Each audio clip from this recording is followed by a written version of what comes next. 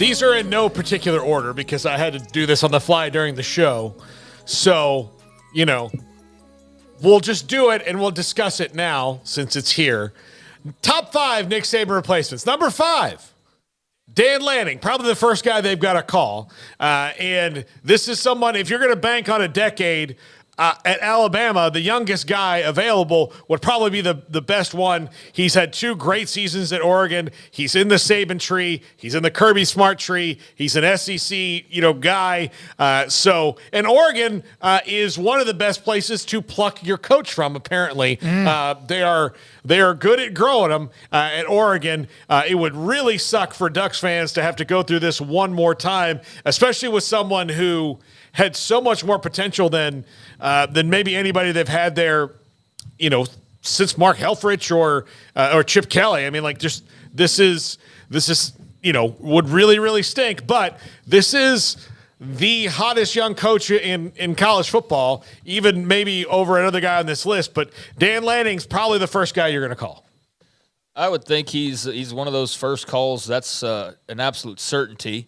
And he's done an excellent job in a very short amount of time at Eugene. They've already gone and grabbed Dylan Gabriel. Their quarterback room seems set for the next few years. Their roster is in good shape, and there's a lot of excitement. And they had a fantastic season that was only really derailed by the team that finished second in the entire country there with the better run that Washington had and those 2 head-to-head wins. But beyond that, Oregon's in really good shape. And today, not necessarily the worst day for Ducks fans, but whatever mood you're in is a little lesser than it was when you started the day or the afternoon, because you now have this thought in your head of, oh, geez, it's actually here.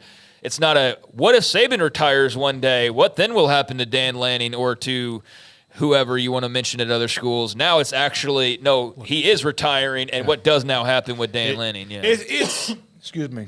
It's easier to say no to Texas A&M, right? If Texas A&M calls Dan Lanning, it's way easier to say no to them. And no offense to A&M, but bro, they're not even the same 15, universe. Come on now. 15 national championships different, and the last one's 39. So I'm trying to be diplomatic about this here, but okay. Look, I know A&M has a bunch of money, blah blah blah blah blah, but Alabama calls you, that's a different thing altogether. That's concrete, not pebbles. No, look, that's being in a Scorsese movie as opposed to one with Tom Sizemore. It's just different. A&M wants to think that they're the same as Alabama, and maybe they are money-wise. They're close to that, but in every other category, it's not even a knock. It's just the truth. It's not comparable. It's not the same. It's money in the state of Texas, but other than that, it's a very full trophy case, and it's one that's not so filled up. So that's one thing to turn down A&M. It's another thing to turn and any other job. It's not an A&M centric thing here, but name another job basically. And there's. You were saying that it was 4 to 5. I'm thinking they're top 1, at worst maybe 2, and you'd have to make a really great argument for why they're not top number 3. You know what I mean? So that's where that job is. It's just on a different level, almost up to its lonesome. Yeah. Number 4. I've forgotten who this is. Lane Kiffin. Look, he's doing well in the SEC right now. Again, another apple off the Saban tree, and he was maybe the first. And correct me if I'm wrong here, but he was the first out of the Nick Saban coach rehab internship program. Was he the one who really kind of helped rehabilitate who he was? Yeah, he had his own rehabilitation center for coaches. Yeah, so he was the first one out of it. He went from Saban, then he went to FAU, and then of course now at Ole Miss. So he has reestablished himself as a quality college head football coach, and he knows how Saban did things, and he can put his own little spin on it. He's clearly working NIL well at Ole Miss, a place that is going for it after never having won the SEC in their history. And it would absolutely suck for them to lose the coach after they've just got all these big time commitments, especially out of the portal. But Lane makes a lot of sense if you want to keep the same kind of vibe and maybe innovate a little bit differently. I don't want to say innovate past Saban, but put some new wrinkles in things. Well, he went from getting fired in embarrassing fashion by USC to months later joining up with Alabama and helping analyze their offense and then become an assistant coach there. I don't know if he was the very first rehab project, but he's the first one that I remember,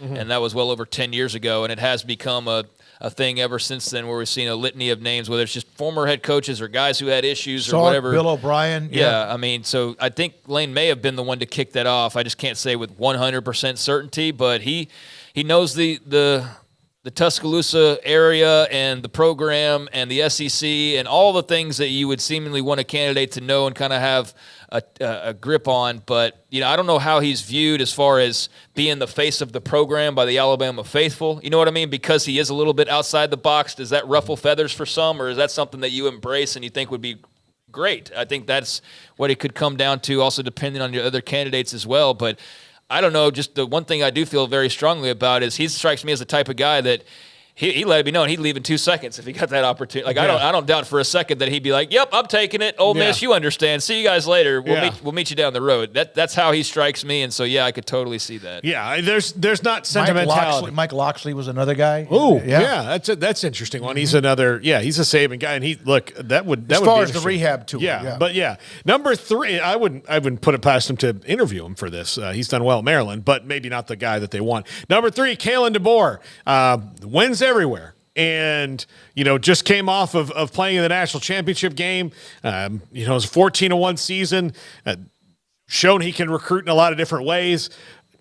If you want, and he's got a little bit of the Saban vibe to me, where he's direct and he's, kind of steady. Like that seems to me to be his vibe. I mean, obviously nobody's Nick Saban, but he's got a little bit of that in him.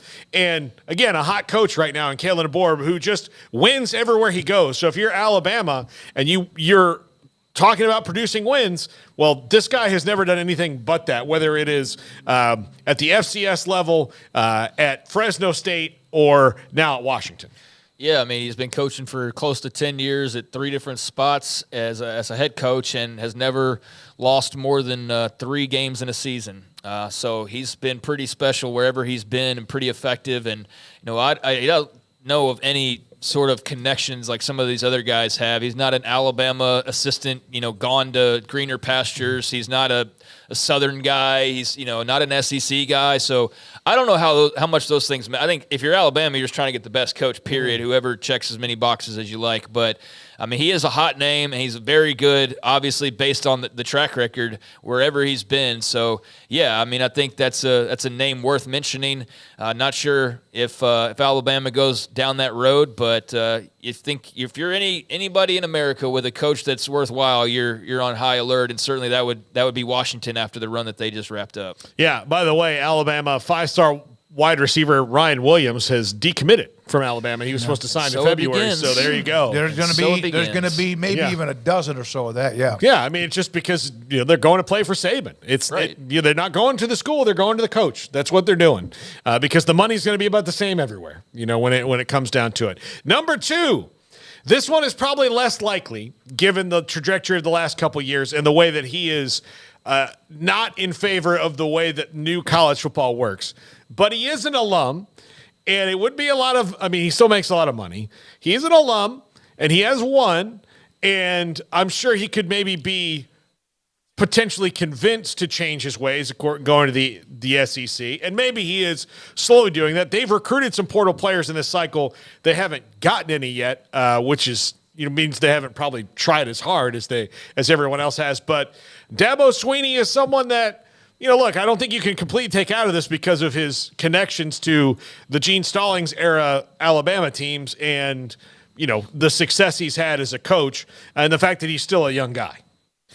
Yeah, he'll definitely continue to be mentioned. I just don't know what the attractiveness level is at this point. He's still a great coach. He's still a national championship winning head coach, but I think maybe he shot himself a bit in the foot these last couple of years, as much his own doing as anyone else's that had nothing to do necessarily with even wins or losses. But, that's a name that's been out there for a very long time. I mean, probably for, close to a decade. I mean, would the Dabo talk have been out there? Yeah. I'm trying to think of when that really would have first kicked off with Clemson. They started winning, yeah. It's yeah. Not a decade. I mean, close to it. So yeah, that's been out there for a while. Not sure if he'd still be number 2 at this point. I mean, this definitely like seen no particular right, order, yeah. But have definitely seen some Alabama folks in the past. Give or take what what random opinions are that feel like he's not a fit anymore. So we'll see, obviously. And yeah, that's a name that has to be mentioned. Again, we don't know. He can change his mind on how he likes the transfer portal, NIL. It's not like Clemson's not doing some of it, but at Alabama, my goodness, you are the start of it. And so that's something to be taken into consideration. They're doing NIL. They're just not doing transfer portal. Right. Like he's decided that 50% of this is fine, but the other, like the part, like that's the weird part to me, that it would seem that Dabo would be less for paying players and more against taking ones from other schools. But, que sera. Number one, Sark. Mentored, like he was, and he is probably, of the coaches that have come out of that Nick Saban coach rehab program, and I don't mean this as a pun in any way for Steve Sarkisian, because he did, have addiction issues that he had to overcome in his life. But Steve Sarkisian has probably, hit the highest high in that he was just in the college football playoff and brought Texas out of the desert and back into prominence after 14, 15 years of wandering. So he's been there. They know him. He built Texas into an SEC team really fast, the way that they are, because as they transition, they're bigger and faster, and they are built like an SEC team right now. And so this one would make a lot of sense. Maybe not the number one, because also it's going to be really super hard, even for Alabama, to wrestle somebody away from Texas. Just as it was hard every time Texas was open before Sark got the job for the Texas fans to, wrestle with the idea of Nick Saban not wanting to come there. It was always like, yeah, I remember Terry was around looking at real estate. Yeah, all those things. But, like that's going to be like the go one way or the other is going to be tough, because, do you leave Texas to go to Alabama? Not like you wouldn't leave Alabama to go to Texas necessarily because of where they are. So I don't know, but like this still would make a ton of sense. Yeah, I mean, there's a logical connection there. It's the biggest job in college football. So I don't care if it's Texas or a guys at Michigan or a guys at USC or a guys at Oklahoma. If Alabama comes calling, you're at least taking that phone call. Now, Sark's got it about as good as you can get it. I can't imagine that he would be enticed to leave, because it's not like he has some super duper connection to Tuscaloosa. Like he's a BYU guy. He's not a dyed in the wool down south Alabama alum kind of a deal, and he's at one of those top 5 spots. Arguably in America. So, yeah, you wouldn't think that there'd be enough to sway him that way. But, I mean, if Alabama comes calling, everybody's at least picking up the phone. So I'm sure he'll get a phone call. Everybody on the list will probably get a phone call, or their agents will get a phone call. I wouldn't sweat it much if I'm a Texas fan right now, because I'm not sure he'd be the number one guy. But you certainly have to believe he'd be in the mix and in that top group of conversations. And if not, then I'm eager to learn who would be or who is, and to kind of see where Sark is situated in that whole thing. And best believe by the time we get here tomorrow, maybe this doesn't come to fruition, but I'd imagine we got a couple coaches who've already sent out their graphics to the Twitter team of like reiterating, I love it here and I don't want to go anywhere else. I just wonder who's going to be the first one to do that. Yeah, and some schools might lock their guy up by the end of the day. Can Mark Stoops do this again? Do you know that who the first rehab project for Saban actually was when analysts and all that stuff started? Mike Groh, who was at Virginia, was the offensive coordinator, I think, and got fired by his dad. And he now has been in the NFL for a long, long time. There's a story on CBS Sports, Meet Patient Zero, back in 2009 when Groh had just been dismissed at Virginia. And he and Saban sat down and talked about it. And there we are, the start of the tree of the rehabilitation center at Alabama. Phil Bennett is locked in for tomorrow.